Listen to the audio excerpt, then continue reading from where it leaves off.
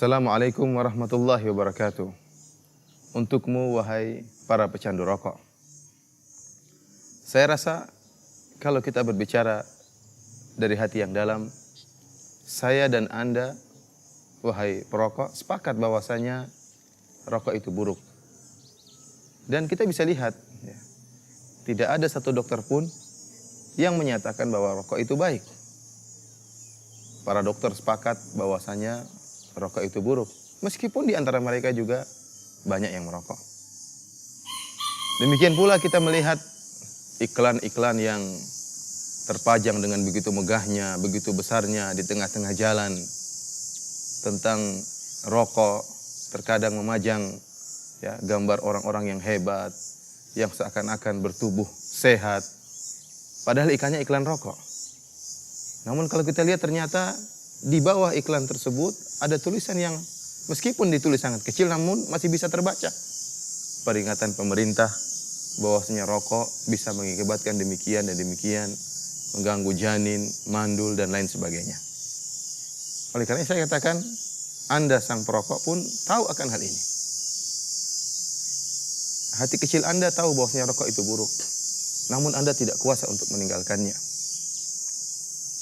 Oleh karenanya, kalau kita berbicara tentang hukum rokok, jelas bahwasanya hukum rokok itu tidak diperbolehkan.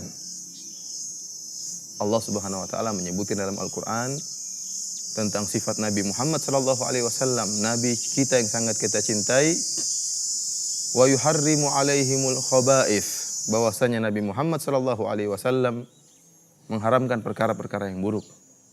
Dan kita sepakat rokok adalah perkara yang buruk. Betapa banyak racun yang terdapat dalam rokok tersebut. Ingatlah wahai para perokok, Allah Subhanahu wa taala sayang dengan kita. Allah tidak suka jika kita merusak tubuh kita.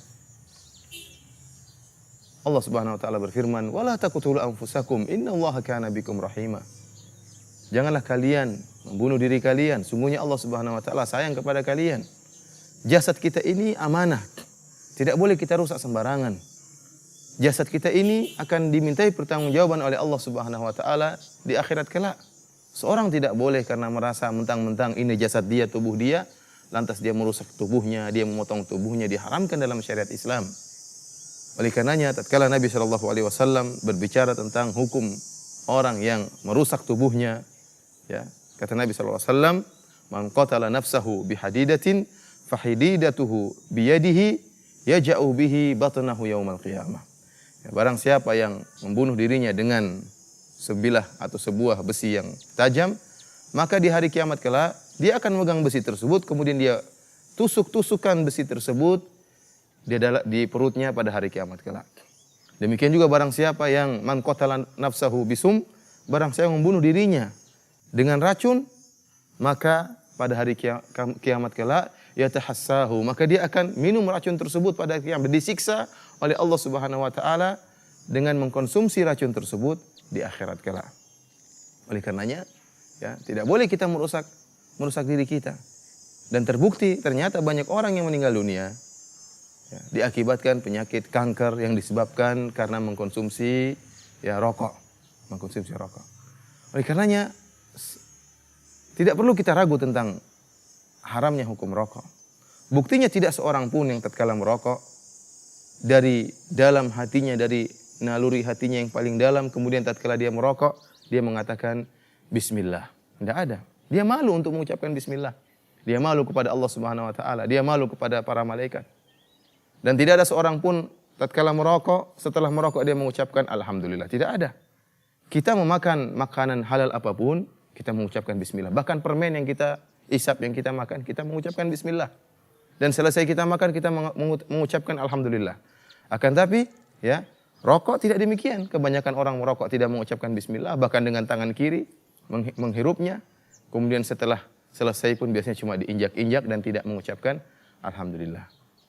Ya. Kalau ada seorang yang membakar uang setiap hari 5.000, dia bakar uang. Kita katakan ini orang mubazir.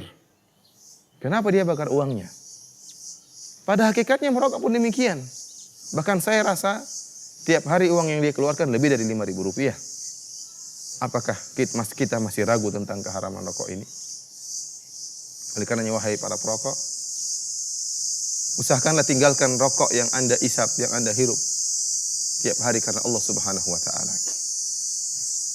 Belum lagi kalau kita lihat kenyataan orang yang merokok ya terkadang hilang rasa malu dari dirinya.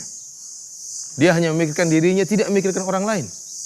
Tatkala dia sudah merokok, meskipun dia dengar orang di sampingnya terbatuk-batuk karena rokoknya, meskipun dia tahu ada anak kecil di sampingnya yang ikut menghirup asap rokoknya, maka dia tidak peduli.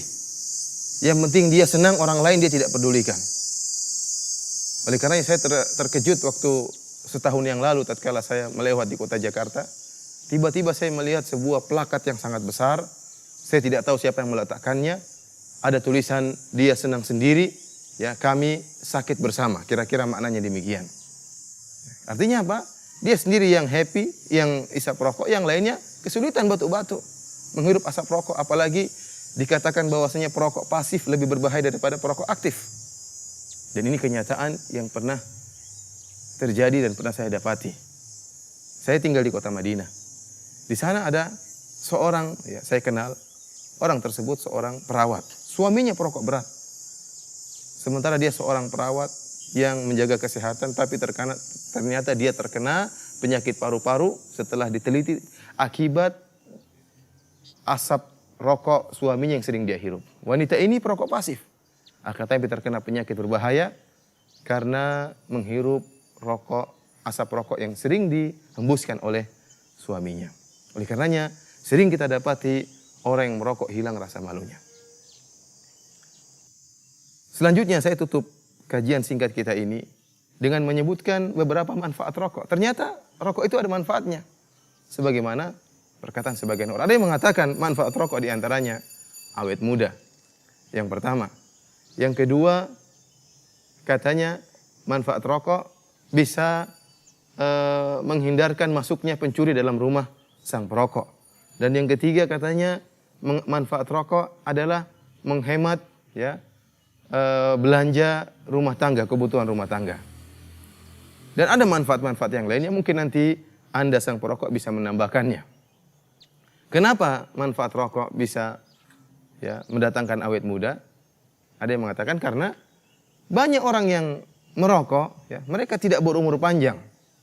Tidak berumur panjang. Kenapa? Karena ya mereka telah meracuni ya jantung mereka, telah meracuni paru-paru mereka, menghitamkan paru-paru mereka dengan asap rokok.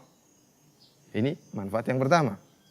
Mungkin ada yang nyeletuk bahwasanya ada juga rokok yang berumur tua, perokok sudah berusia tua tidak meninggal. Kita mengatakan ya itu mungkin kesehatannya tinggi, mungkin Allah ya masih memberikan umur panjang kepada dia supaya dia bertobat, akan tapi tidak bertobat-tobat. Sebagaimana ada saja orang yang minum khamar akan tapi berumur panjang ya. Mungkin menghisap ganja tetapi masih berumur panjang ya. Bukan berarti kemudian ganja tersebut menjadi halal atau khamar tersebut menjadi halal ya. Namun kalau kita bicara secara kenyataan yang banyak, secara keumuman bahwasanya kebanyakan orang perokok ya terkena penyakit yang berbahaya, penyakit kanker dan yang lainnya. Ya, adapun manfaat kedua, bahwasanya rumah orang perokok tidak akan dimasuki oleh pencuri. Kenapa? Karena sang perokok di malam hari senantiasa batuk dan batuk. Senantiasa batuk dan batuk sehingga seorang pencuri kalau masuk ke rumah dia mikir-mikir. Akhirnya dia pun tidak masuk rumah tersebut karena mendengar sang perokok sedang batuk-batuk dan dia tahu bahwasanya sang perokok tidak sedang tidur alias tidak bisa tidur. Dan yang ketiga di antara manfaat rokok adalah menghemat belanja rumah tangga. Kenapa? Karena uang sudah habis, tidak bisa beli banyak-banyak untuk kebutuhan rumah tangga. Uang sudah habis digunakan untuk beli rokok. Karena untuk rokok tiap hari sudah harus ada budget khusus untuk beli rokok. Entah sekian ribu khusus untuk beli rokok. Kalau digabungkan sampai sebulan tentu jumlah yang banyak. Terutama kebanyakan para perokok, ya kita lihat banyak para perokok, orang-orang miskin. Orang-orang yang bukan orang kaya, yang penghasilannya banyak. Enggak, tapi orang-orang yang penghasilannya sedikit. Akan tapi ya kalau menghisap rokok seperti kereta api. Wahai para perokok, berusahalah untuk kembali kepada Allah Subhanahu wa taala, tinggalkan rokokmu karena Allah Subhanahu wa taala niscaya Allah akan berikan secercah iman dalam hatimu dan menambahkan ketakwaanmu dan semoga Allah menambahkan rizkimu karena kau telah meninggalkan sesuatu karena Allah Subhanahu wa taala. Wassalamualaikum warahmatullahi wabarakatuh.